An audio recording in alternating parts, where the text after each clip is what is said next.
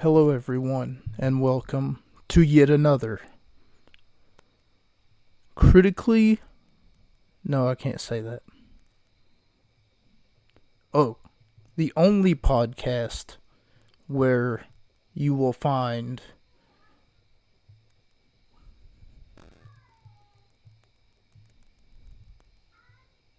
Okay, my cat is making strange noises at the moment. I'm not really sure what the problem is, but it just interrupted my intro. I do apologize for that. And I really didn't think up a good, intro. The only podcast where, and then I was going to say something stupid like, you watch it and you'll break your leg. So break a leg, pal. The only podcast where we introduce professional wrestling to those of you who don't know about professional wrestling. So I just got sent an email at 5 o'clock. At least that's what it says. It says September 16th, 2022, rather. 5 o'clock p.m. I guess it's supposed to be an update on what's happening on SmackDown tonight because targeted advertisements.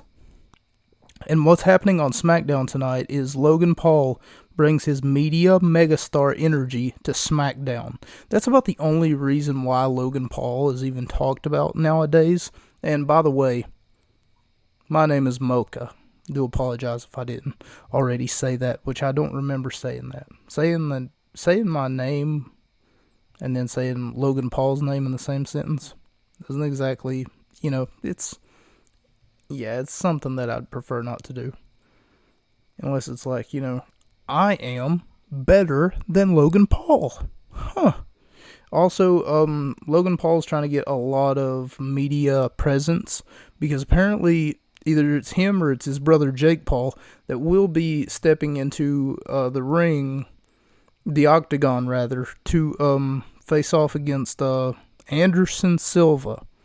And if you don't watch MMA, Anderson Silva, if I remember correctly, for the longest time had either an undefeated streak or like a huge winning streak wherever he was just undefeated for like an unheard of amount of fights, like 17 or 19 or 25 fights in a row that he had won whenever he was the champion of his respected division. I don't know a lot about MMA, not a whole lot, but I used to watch it because I used to be a Chuck Liddell fan, and in the opening years or in the years leading up to being a Chuck Liddell fan, I was more or less straight away from becoming a Chuck Liddell fan. I was also a Ken Shamrock fan because, of course, I'd seen him in the wrestling ring and thought, oh yeah, he's probably going to do great in MMA.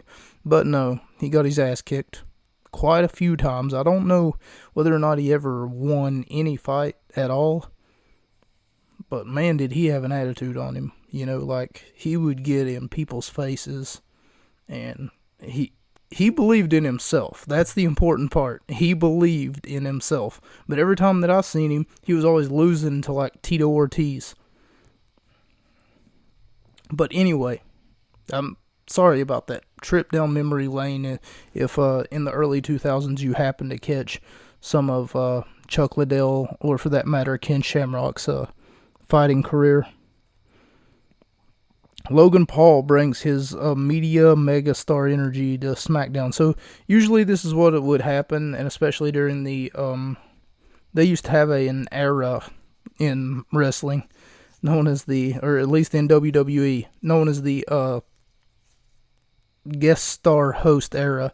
And it would usually be someone who's looking to promote a movie, or at one time they did that one guy, Keith Stone, I think his name is. He does those beer commercials wherever he's like, that's cool, or that's smooth, real smooth.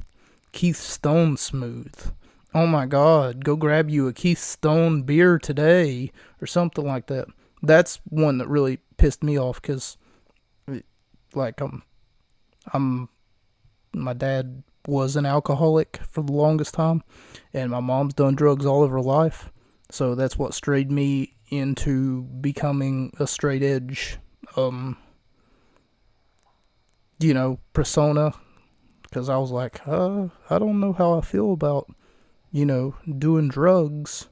Even if it's one beer. Like, I've had multiple people tell me, well, it's okay to enjoy a beer once in a while. I mean, I'm not hurting anybody.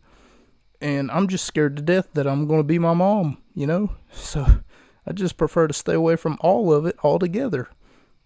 Nonetheless, like I said before, I do apologize for these small tangents wherever I go into a detailed description of something that happened in my life, and that's why I don't go crossing the road anymore, stuff like that.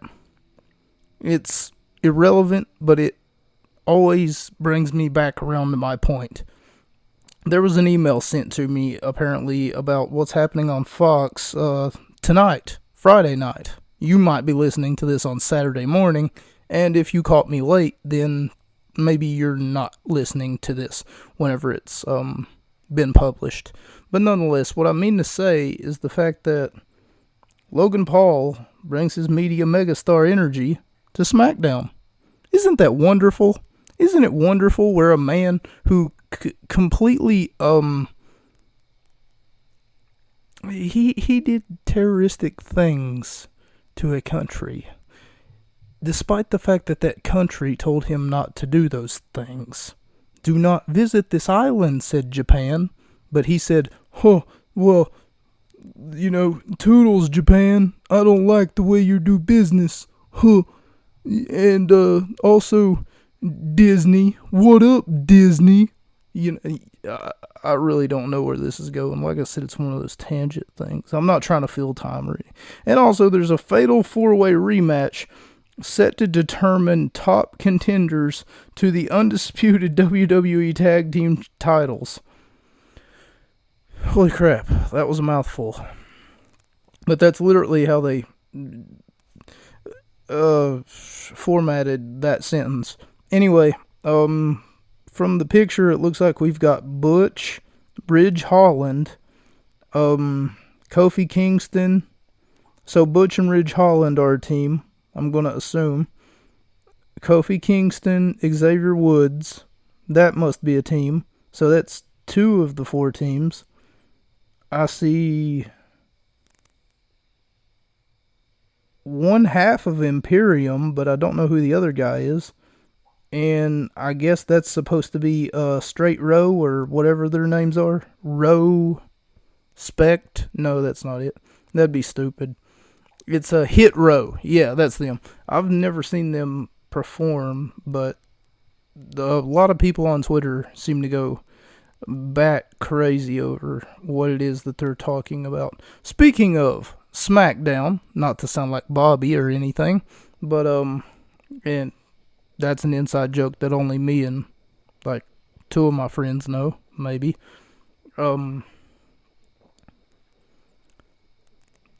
But speaking of Bobby, SmackDown. Speaking of Bobby, who?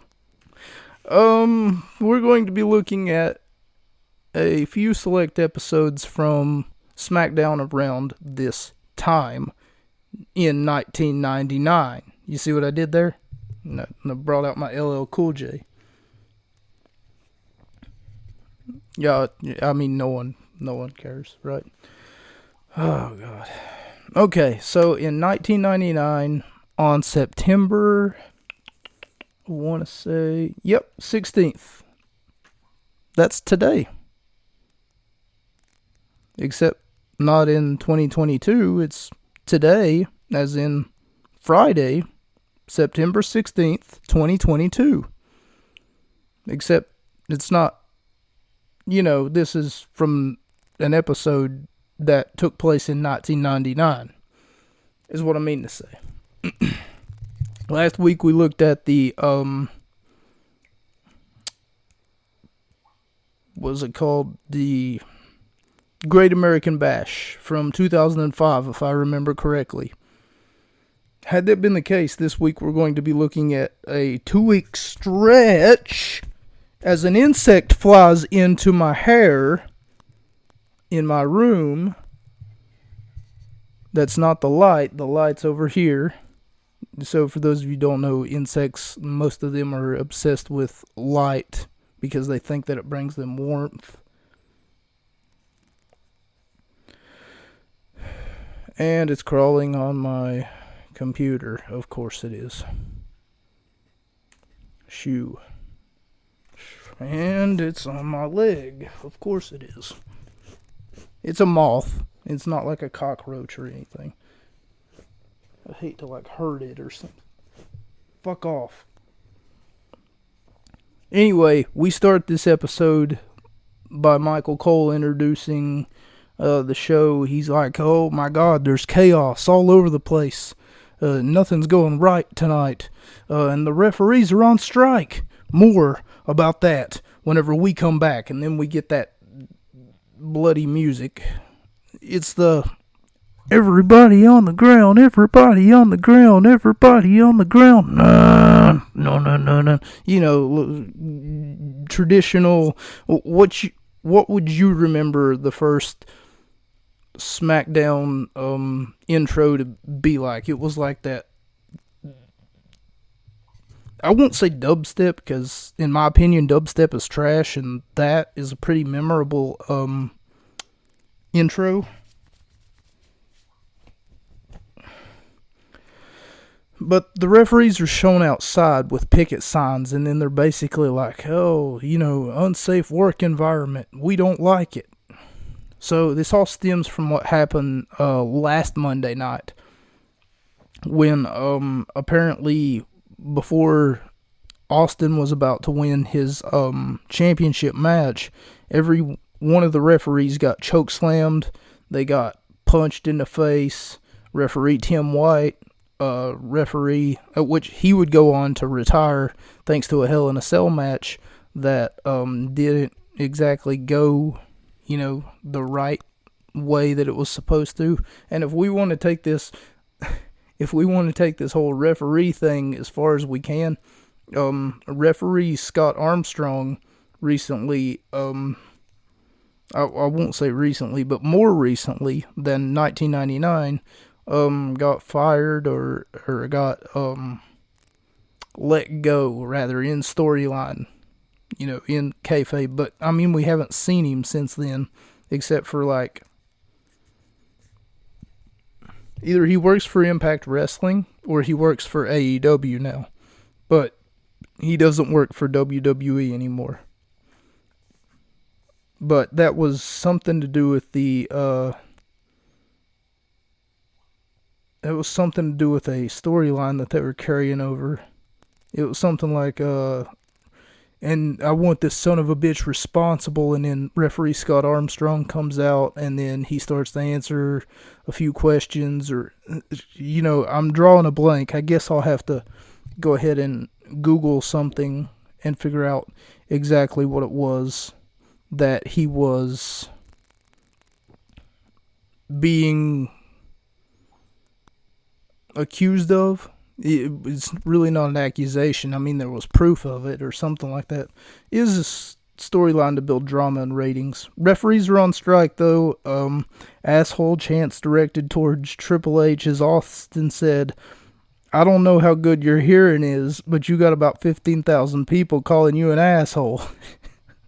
And that was a clip that I'd seen on Facebook before, or on Twitter.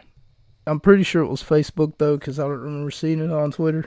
But, and there was like a whole thread of posts, and someone was mad at someone else, and so they posted that in response, and it showed like all of the tweets directed toward this one person, or all of the Facebook posts directed toward this one person, and then at the end of it, the 6-minute video or whatever, showed Austin in the ring, and then he said, I don't know how good your hearing is, but you got about 15,000 people calling you an asshole. So I thought, oh my God, I found it. I found the clip. I was like, oh my God, that's so cool. H said Austin had his rematch. Austin demanded a rematch for the WWF Championship. H said he's going to be forced to defend his championship tonight. And after that, he said something that I feel as though that he was trying to get to become his catchphrase in later years, but for some reason he either stopped saying it or he was just like, oh, okay, this isn't sticking, cancel all that merchandise that I had. And the last thing that Triple H ends up saying is, and that's the name of the game, which wasn't really like, that's not really like a catchphrase, and that's the name of the game, and then he does the DX chop. But apparently there's no number one contender for the title. They had a free-for-all last week that turned into chaos. Shane challenges the Mean Street Posse. So in case you don't know, the Mean Street Posse is, at the time, was like Shane McMahon's group of just people who... It was explained to me like they were his childhood friends growing up. And they have the most ridiculous names, too. Pete Gas, Rodney, I can't remember Rodney's last name. It was like Joey Abs, Pete Gas, and I didn't really write down there.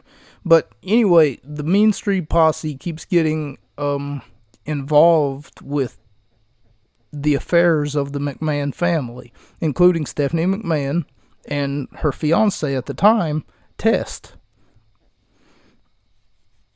Because Test was originally supposed to be the fiance of Stephanie McMahon. Now, I'm not really 100% for sure, but from what I've been told, from what I've read, and from what I've deducted, it seems like that was in relationship that was going on in the kayfabe.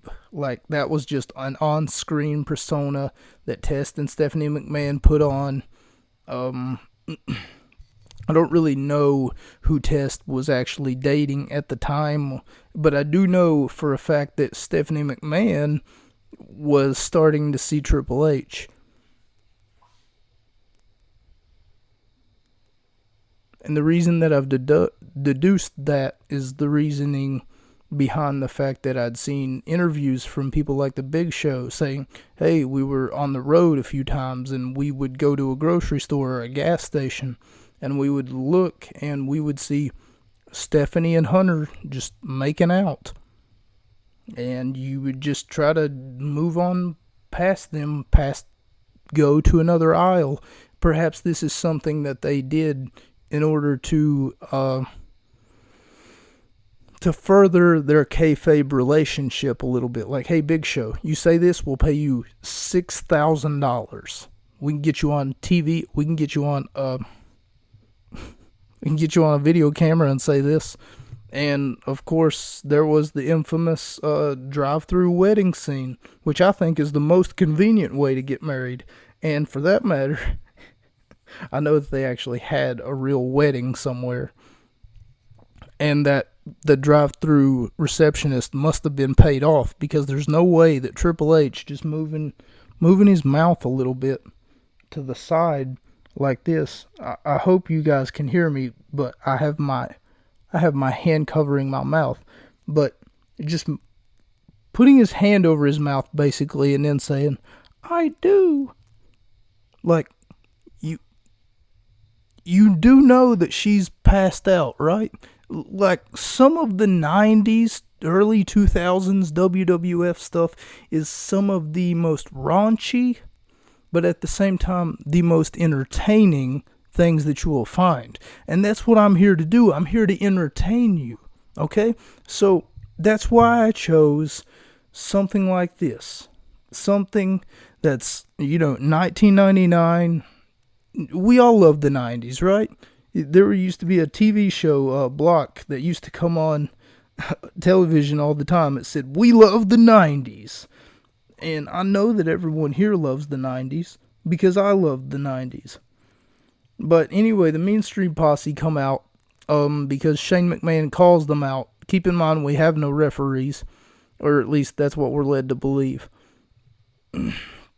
We have little to no referees, and people are always substituting for referees. So they're using impromptu referees in order to do certain things and get certain things done. Hey, we have a wrestling match. Okay, well, send someone out there with a referee shirt on who's probably never been a referee before in their entire life. But, I mean, if you start at an entry-level position job,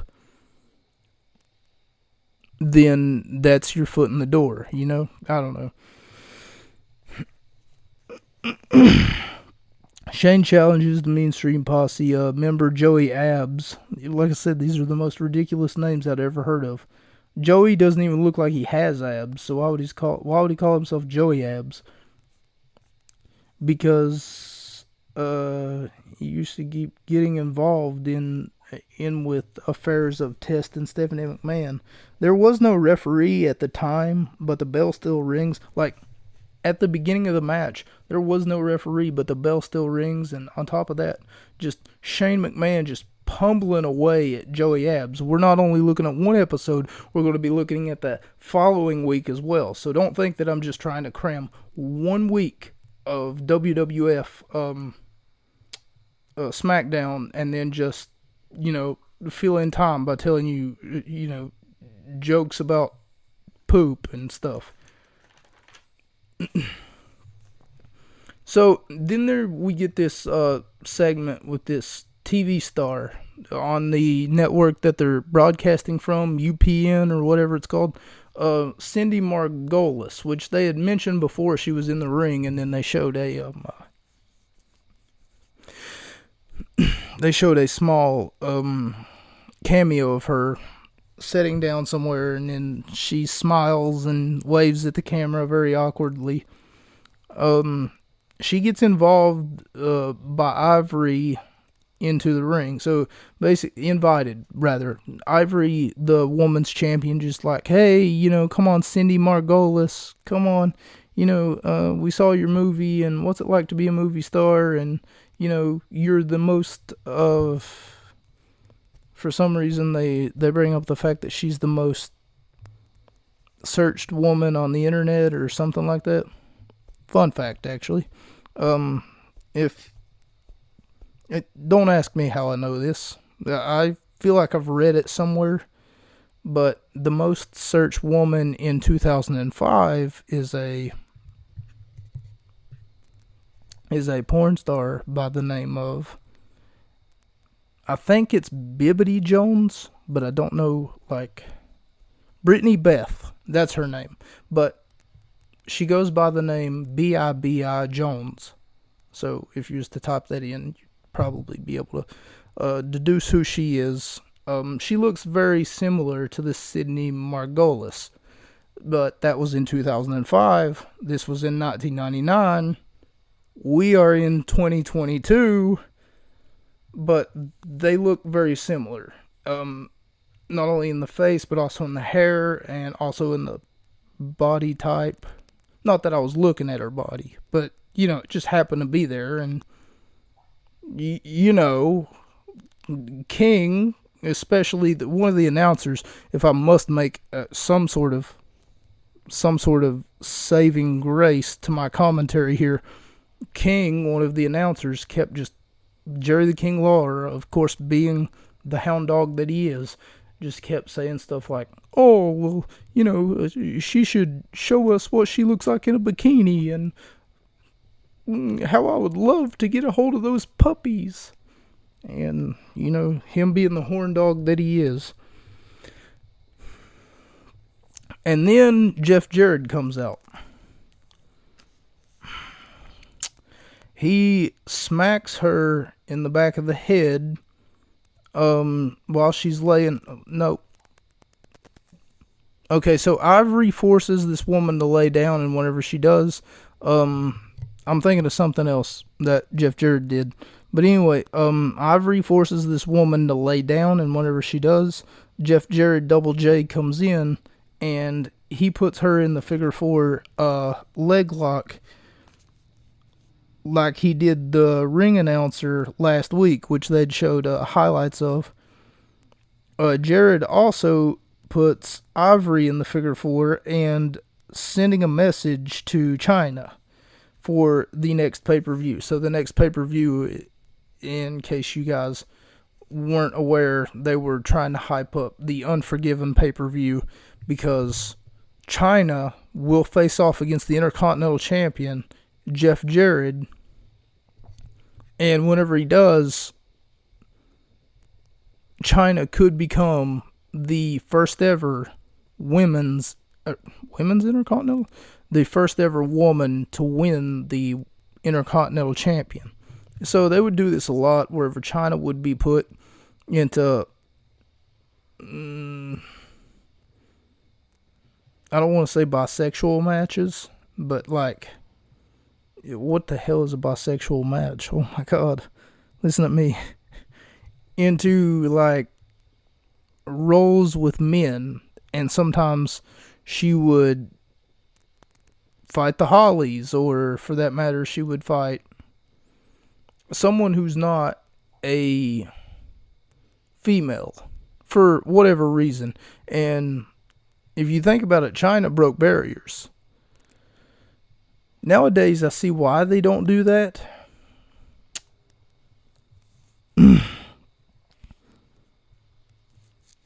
So there are people like Sammy Guevara who says stuff like he would rape Sasha Banks.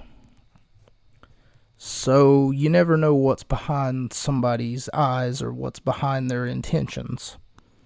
And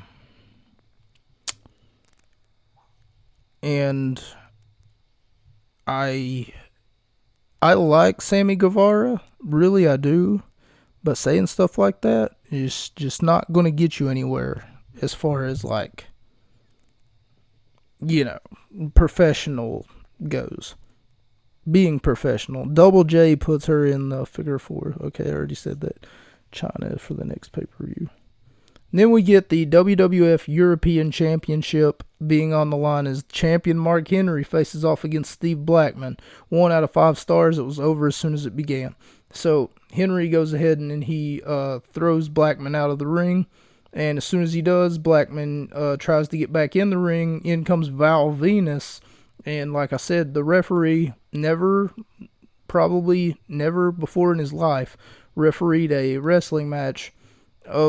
Henry kept the referee distracted for a long amount of time, and what ended up happening was basically Val Venus came out. He had a kendo stick in his hand, and he hit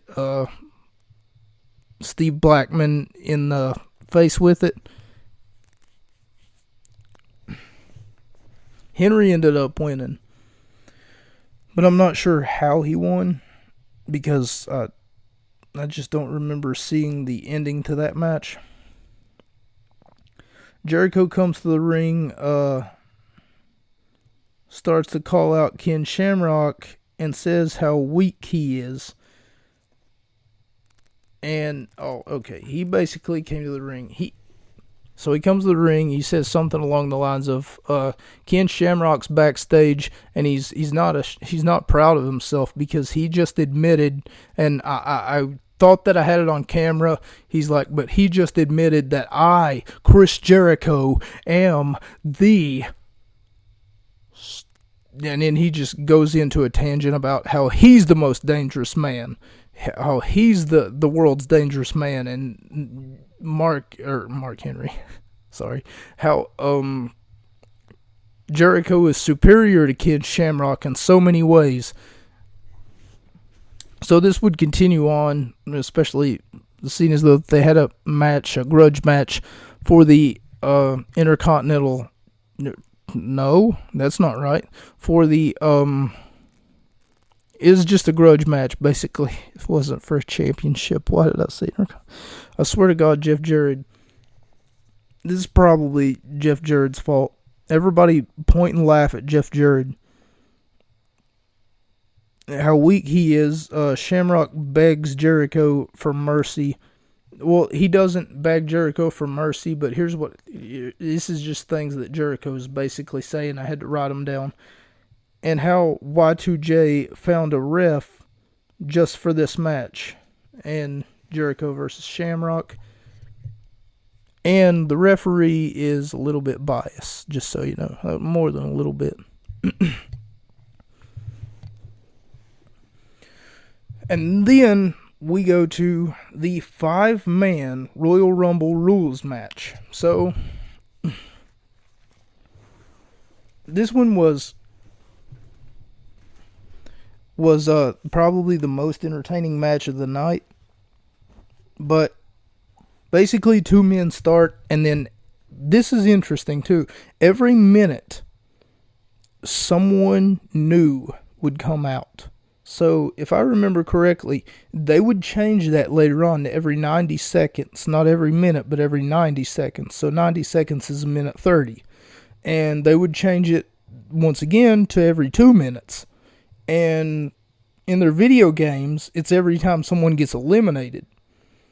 I'm not sure whether or not they changed it again, but the last time that I checked, it was like every 2 minutes someone would re-enter the Royal Rumble match. So if you take 2 minutes and times it by 30,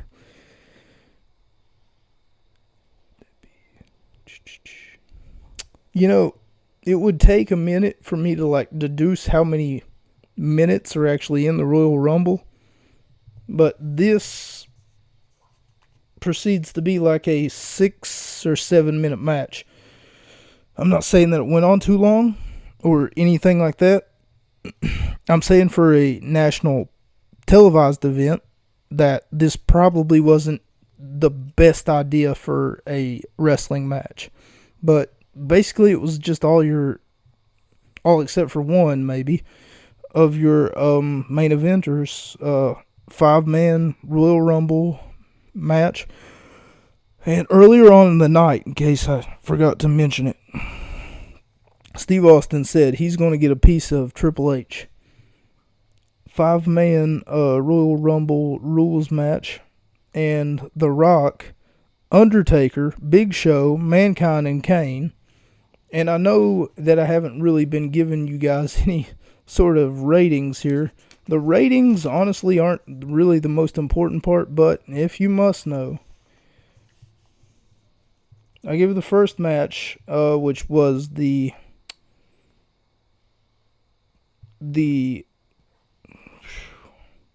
Shane McMahon facing off against Pete Gas. No, it wasn't Gas. It was Joey Abs. 2 out of 5 stars. Gas and Abs. 1 out of 5 stars for Mark Henry versus Steve Blackman. Didn't give the Jericho Ken Shamrock. Oh yeah, it was just a promo. 3 out of 5 stars for the 5-man Royal Rumble rules match. They talk about Steve Austin being hurt. They talk about how that's since that injury to his neck about that happened at SummerSlam. Apparently Austin has changed, but I wonder, was he different before?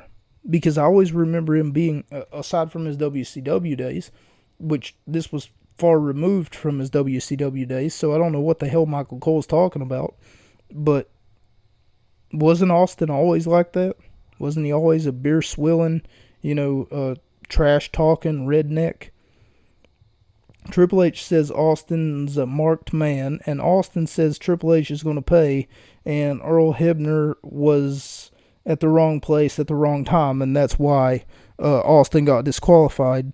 It had nothing to do, it's nothing personal against Earl Hebner, but these referees are now on strike, and Triple H blames Austin for that. But honestly, if Triple H had a magnifying glass, he might want to blame himself, put himself to the blame as well.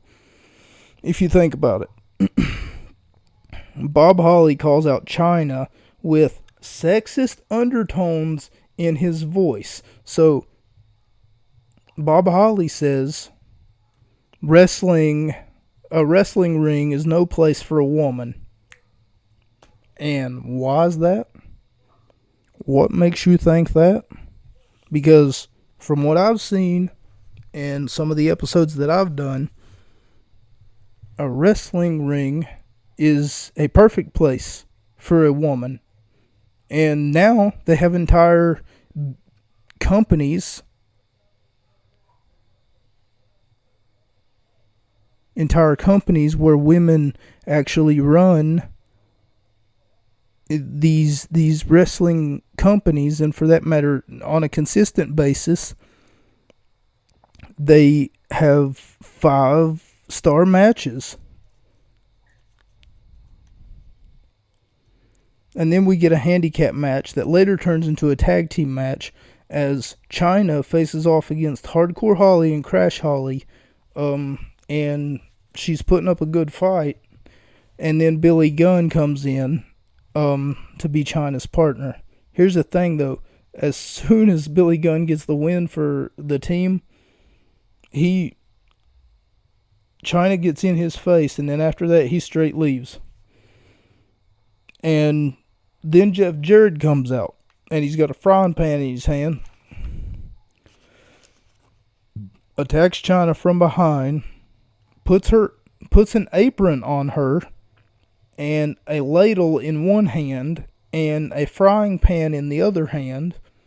As she's passed out, he puts a ladle in one of her hands and a frying pan in the other hand, and afterwards he grabs a microphone and then he says, "Get your ass in the kitchen and start fixing my supper." Wow! Because, as Hardcore Holly, Bob Holly had mentioned, a wrestling ring is no place for a woman. She's supposed to be in the kitchen making me supper, dinner, or lunch, depending upon like where you're from, I guess. Oh my God. Like, I almost got sick. But keep in mind, late 90s, right? So is it excusable? I'm going to be 100% with you guys. I don't know if it's excusable, but it is good for television. Sexist undertones. Better get in the kitchen and make me some supper. Do you smell what the Rock is cooking? Well, that must have been what he was talking about this entire fucking time, because he knew that his wife was always cooking him something to eat. I'm sorry. Look, I'm not sexist, okay? All of that, in case you can't tell, I'm being facetious. I'm being funny. This is commentary. Okay, I'm sorry. The next match is a Pepper on a pole match. So for those of you who are unaware, Pepper was Al Snow's dog. And Pepper died thanks to the Big Boss Man, who, I liked him later, but I didn't like his early version, Big Boss Man character. His early version was like, if you ever take a visit to the Cobb County Jail, down in Cobb County, Georgia. And then I was just like, God dang, this guy's too much, Like, I never want to go to Cobb County, Georgia now. But nonetheless, we get a Pepper on a pole match.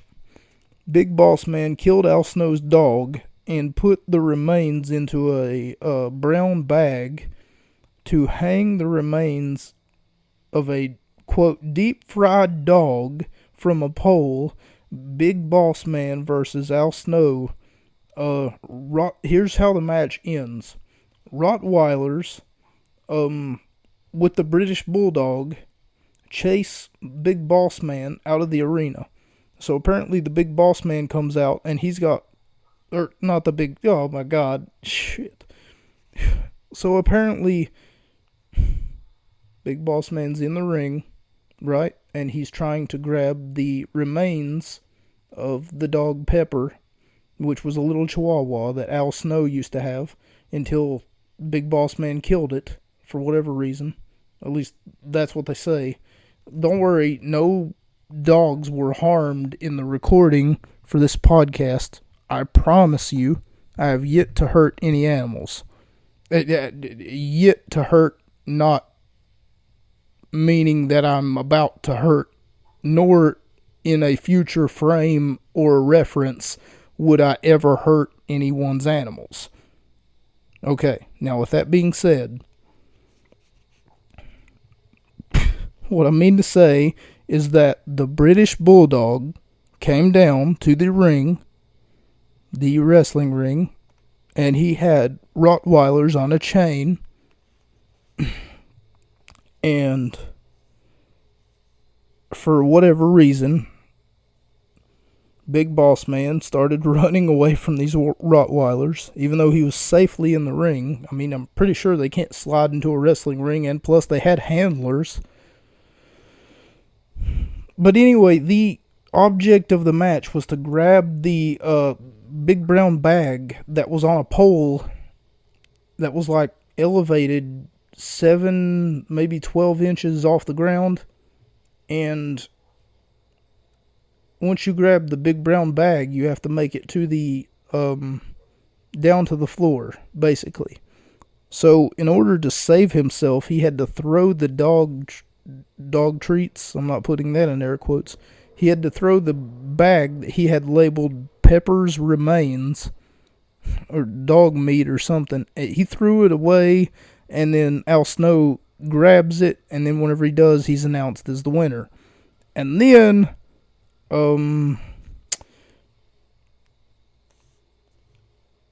someone comes in and feeds him dog food. Yeah, I thought that I had it written down here.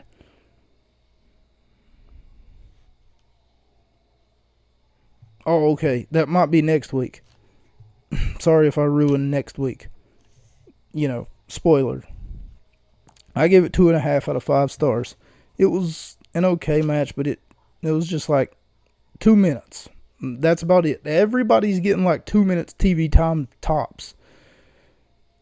Intercontinental Championship match as Jeff Jarrett faces off against Test. And this is a first for me. It didn't last but a minute, maybe. But the first for me is the fact that I gave it 0 out of 5 stars. It wasn't entertaining at all. It ended in a no contest. Triple H calls out Vince. And this is the end of the episode, basically. Twist here. All throughout the night, Triple H had been, like, saying something like, I promise you that I will put this title on the line against somebody. And it's not going to be you, Austin. And then anyway, he gets into the ring, and then he starts yabbering for, like, way too long. It's like a 30-minute promo of him doing nothing but just jabbing at the jaws about how he's going to humiliate Vince McMahon and how it's going to be, or he's going to humiliate someone, and then he keeps giving more and more, and even more, and even more, and even more after that. More and more hints as to who it is, but he's not exactly saying it. He says that he's going to defend his championship tonight. It's going to be against someone who Steve Austin has faced in main event territories. So he runs down the list of people that Steve Austin has faced in main events.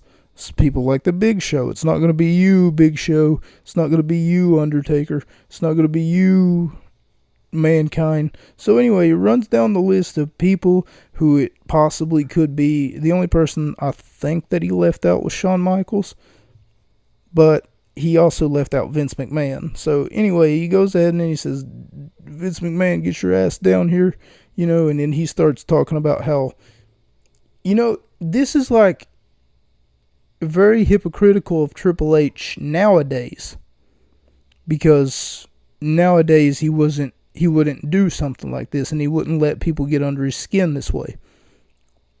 And if you think about it, like, he's doing the same thing here that CM Punk did to him years later. And, you know, that's the funny thing, is that it all came full circle if you really sit down and, like, dissect it down to that level. But nonetheless, what ends up happening is basically Triple H gets into a match with Shane McMahon being the special guest referee, because once again the referees are on strike. You don't have a consistent referee. You're not going to be able to always pull those, hey, you know, is referee's right here, so we're going to be able to do that. He ends up getting under his skin by saying this: your sexually frustrated wife that the game can go all night long. It basically saying, hey, tell Linda McMahon that you know, she can suck on me all night. Once again, very sexist undertones, but that's okay. Anyway, champion Triple H faces off against Vince McMahon, and here's how the match ends. Stone Cold runs in, lays out Triple H, lays Vince McMahon on top of Triple H, and Vince McMahon wins the WWF World Championship because the title was on the line.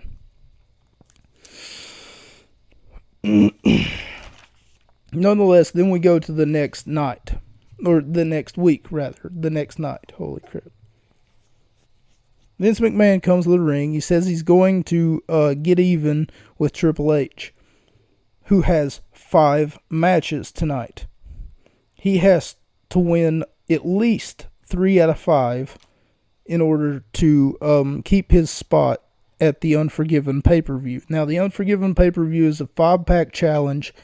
In case you don't know, 2 men will start inside the ring. There will be 3 men outside the ring, literally on the ring apron. And here's how this goes. A 5-pack challenge match would be something to the degree of a singles tag team match. So whoever's outside the ring, you can play a very dangerous game by tagging in one of your opponents, letting them do the work so that they're like, you know, suplexing and like have like the Big Show and Kane fighting, and then once Kane gets wore down and then you see the Big Show's about to win, you go ahead and then you tag yourself into the match, and then you hit your move on Kane, and then you just win that way. Because I'm pretty sure no one can enter the match without a tag from one of the 2 legal men. The 5-pack challenge match seems kind of stupid, you know, like, in all seriousness, I feel like that they could have done something a little bit better, but, I mean, it works if it works, and in this case it does. Triple H is going to be competing in 5 matches, though, and he must win at least 3 out of 5. And for those of you not very good with statistics, that's 20, 40, 60% of these matches must be won. So it's basically like a World Series thing. Except they have 7 matches. They have 7 games, rather.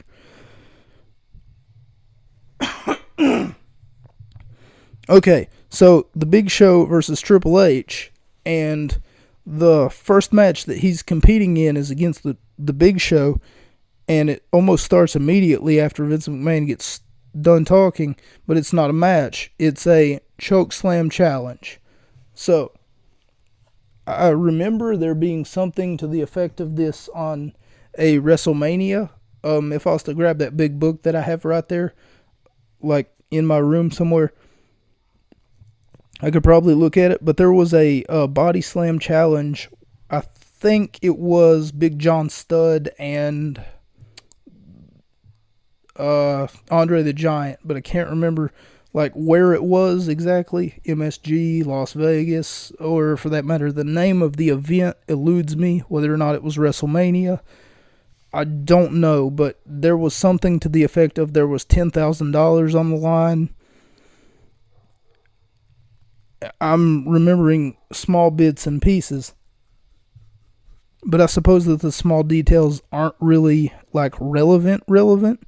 But nonetheless, it was a chokeslam challenge, and I gave it 2 out of 5 stars. It didn't last very long. Michael Hayes is special guest on commentary. It's good to see him again. I'm not sure whether he's like, kicked the bucket or what happened to him, but I'm pretty sure he's one of those Freebirds, fabulous Freebird fellas. The Dudley Boys attack Teddy Long to send a message to Farouk because Ron Simmons and Long are friends. And then after Devon and Bubba attack Teddy Long, they say, "You tell Farouk that we're coming for him." And then I'm like, you just attacked this man just to say you tell him that we're coming for him. It makes no sense, but okay. That'd be like, hang on, me and you got mutual friends, right? And I attack them, and then I tell them to send a message to you, Jericho says he's going to make Ken Shamrock bleed because they're having a first blood match. A European Championship match as X-Pac faces off against champion Mark Henry. I give it 2 out of 5 stars. It was a fast 10 count, Mark Henry.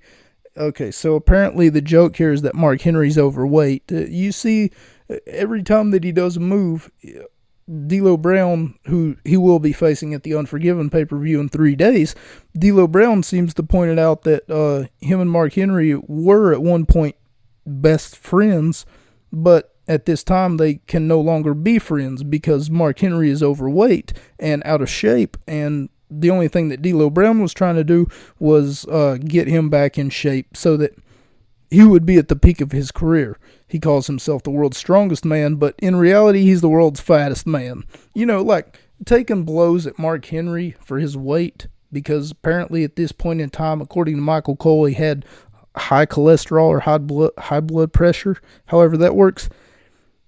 What? Excuse me. This man's an athlete, and for that matter, he wrestles like one.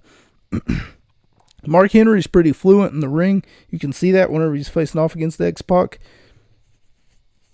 At one point in time, he puts X-Pac between the ropes, and then he does this almost like beautiful diving through the ropes as X-Pac is mounted between the first and the second rope.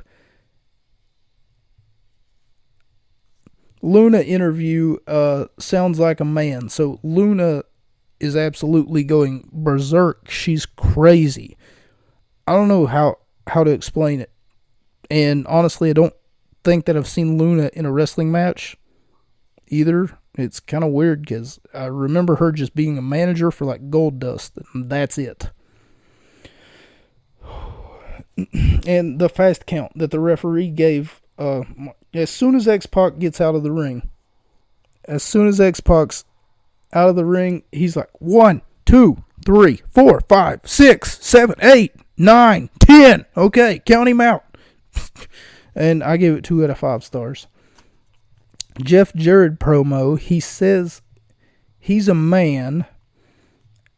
This one was honestly disgusting, at least the way that I seen it. He says that he's a man and this is a man's world and men are dominant and women are weak. And it shows highlights from the last Monday, which we didn't watch, so it was a welcome change to see their highlights. Highlights from the last Monday when Jared lost and put his wife in the figure 4 leg lock because he blames her for his loss. And whenever he talks, he says, you notice that the puppies ain't out here, and that's because the puppies are back home licking her wounds. And then there's this lady, probably works for the UPN network. She's trying to tell Jared to wrap it up because, they have these things called stagehands. And the stagehands are people who, keep track of how much time that they have, or when they go to commercial break, or executive producers and stuff of that nature. Well, the stage manager, who is a woman, was doing her job when Jared put her in her place, so to speak. He basically takes all of her paperwork that she has in her hand and throws it into the wrestling ring, and then tells her to go make herself useful because she is a woman and she's going to go pick it up. Wow. You sexist undertones, like I said. It's just like, no, you're a woman, so you got to go clean shit. Go clean it. Be a woman, you know. Go do what women do. I swear to God.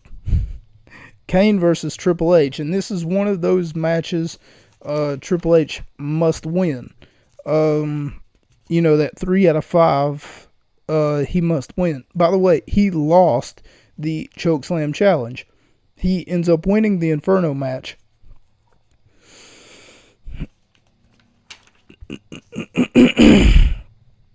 Kane versus Triple H in an Inferno match. First time Triple H is actually doing an Inferno match. So I give it 3 out of 5 stars. It's somewhat memorable, and for that matter, for an Inferno match to go on almost as long as it did.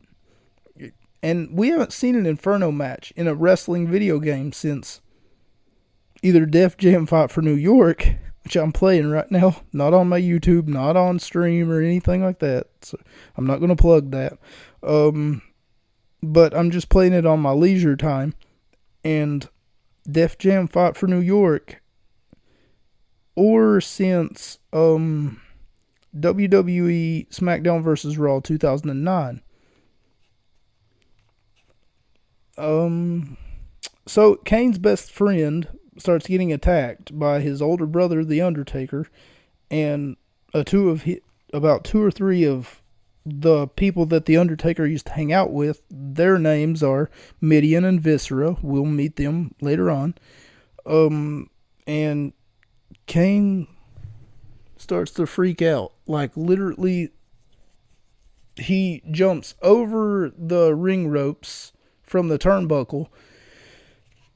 We might go over an hour, but I'll try to wrap this up. He jumps over the ring ropes, and afterwards, he basically just almost like psychotically loses his crap. But one of The Undertaker's cronies, I can't remember which one that was, kicked Kane, and whenever he did, it caught his hand on fire. So therefore Kane lost the Inferno match. Therefore Triple H won. So now he's 1 for 1. He lost the Chokeslam Challenge. He won the Inferno match. McMahon says to Undertaker to get ready for his casket match tonight, and The Undertaker says ain't nobody tells The Undertaker what to do. Let's get one thing straight. He looks basically at Vince McMahon, and then he says nobody tells The Undertaker what to do. Mankind said he wants to take a metal pipe, shine it up real nice. So Mankind and The Rock are in the wrestling ring together, and Mankind almost steals The Rock's line. You know, I want to take it, shine it up real nice, turn that sumbitch sideways, and then stick it straight up your candy ass. So Mankind says he wants to take a metal pipe, shine it up real nice, turn it sideways, and hit Triple H upside the head with it. I think he makes the last minute decision to say that, because whenever he does say it, The Rock's looking straight at him. He's like, are you really about to steal my thunder? So then we get the WWF Tag Team Championship match as Mr. Ass, Billy Gunn, and the Road Dogg, Jesse James, face off against the WWF Tag Team Champions, Mankind and The Rock, who have 2 matches later on tonight. Okay, so they end up losing, but here's the thing that really got me. We end up seeing like the new tag team champions. Why did they show highlights, right? From the following Monday, the Monday before this Thursday. Why would Mankind and The Rock win the championships on Monday only to drop them on Thursday? See, that doesn't make much sense. Why would they play hot potato with their tag team titles? Why did they lose? Why did they win them on Monday just to lose them on Thursday? It makes absolutely no sense. Then we get another one of those ridiculous matches where it's impossible for Triple H to win. Think about this. How does Triple H win a chokeslam challenge with a man that weighs 500 pounds when Triple H only weighs, at best, like I had to hear how much that he weighs 2 or 3 times during this particular episode of SmackDown, 260, according to them. In 1999, he weighed 260 pounds.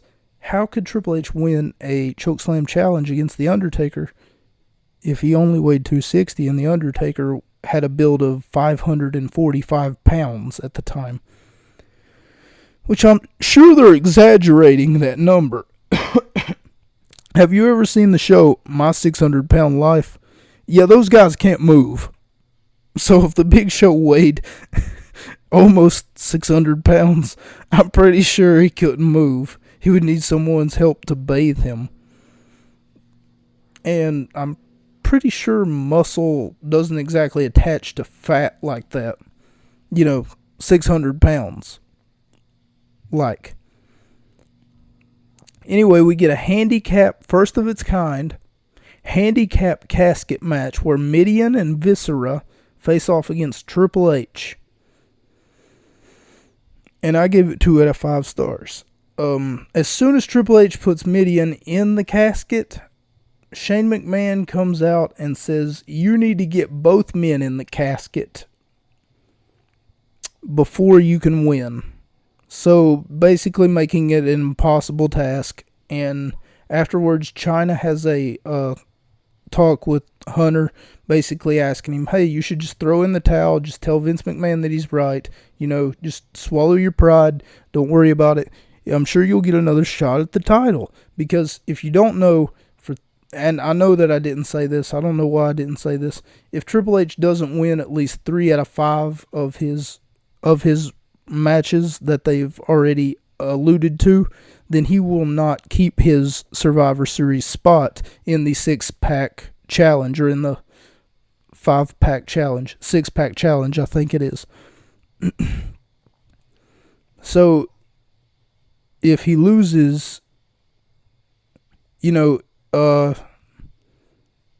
he doesn't win, rather, 3 out of 5, then he's out of the main event of the Unforgiven pay-per-view.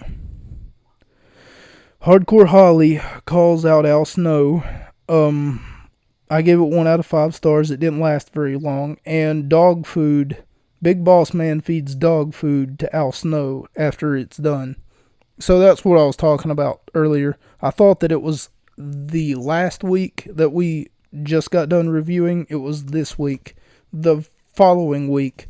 Not from 9/16/99, but if you add 7 days, 17, 18, 19, 20, 21, 22, 23, on the 23rd of September in 1999.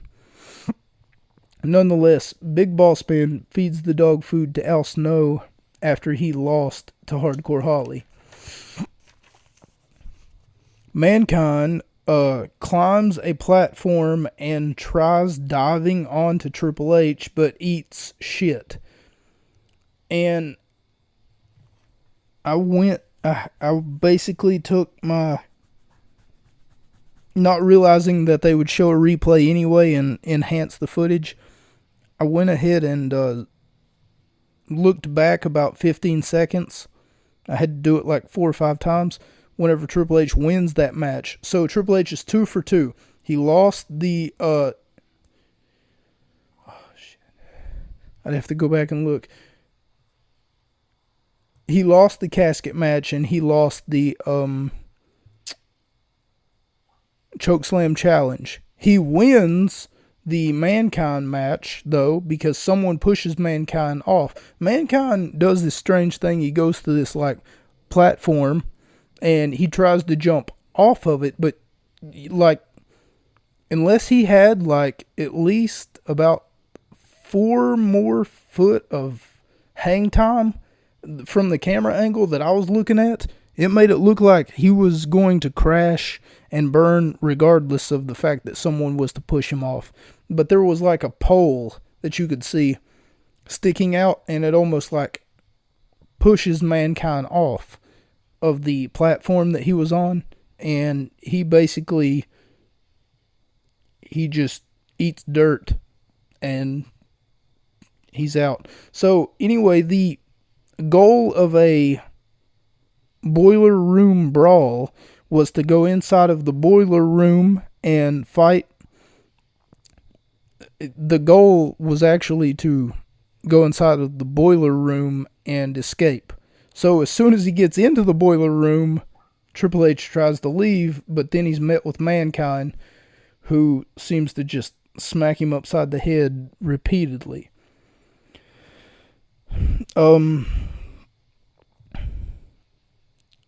And then we get Ken Shamrock versus Chris Jericho in a First Blood match. I gave it 2 out of 5 stars. I also gave the Boiler Room Brawl a 2 out of 5 stars.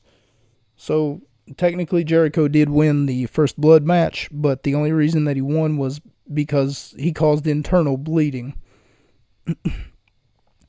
I gave our main event The Rock versus Triple H, guest referee British Bulldog, in a Brahma Bull strap match. And during the match, Jeff Jarrett ambushes Chyna, puts a frying pan in her hand, and then basically presumes to talk shit to her about, that's what you need to be doing right now, cooking my dinner. Oh my God. So throughout weeks and weeks, Jeff Jarrett has been ambushing Chyna and basically putting an apron on her. And at one point, like before this even took place, before our main event, Triple H versus The Rock in a strap match, what ended up happening was Jeff Jarrett was in the ring. You remember that match that I gave 0 out of 5 stars?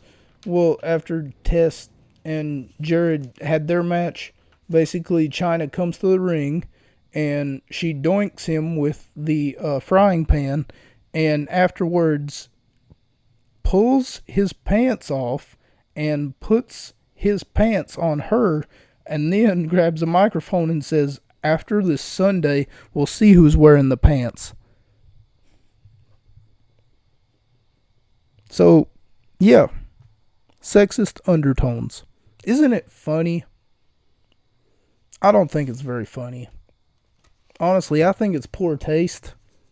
Nowadays, I don't know what I would have said in 1999. If I was 27 years old and I lived in my parents' basement. Holy crap. If I was 27 years old and I just don't know what I would say if I was 27 years old in 1999 and I was reviewing this. You know, I would probably be like, yeah, that's where she belongs, in the kitchen. You tell her, Jared. Let me play some Michael Jackson for you. He believes in the same thing that I do, that women belong in the kitchen and with the sex.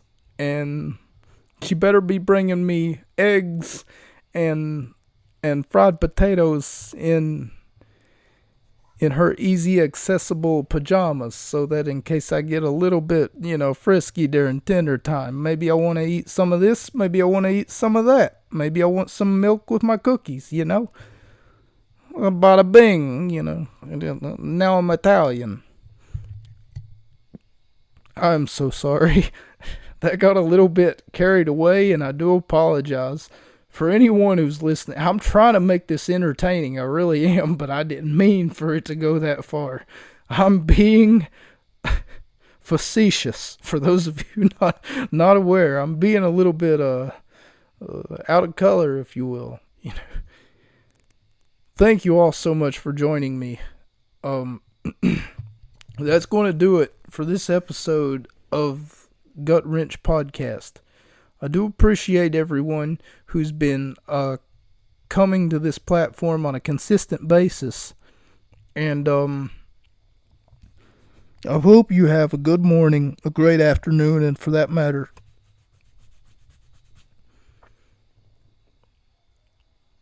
a wonderful evening. Whether you're a man, whether you're a woman, or whether you're something in between, because I know that online I've seen things that lead me to believe that people are somewhere in between. And apparently, according to fucking Tumblr, there are 300 genders out there. But I'm not going to get into that.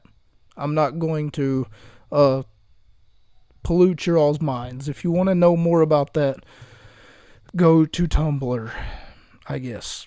No, stay away from Tumblr, actually. Thank you all so much for joining me. I've been the man losing his voice.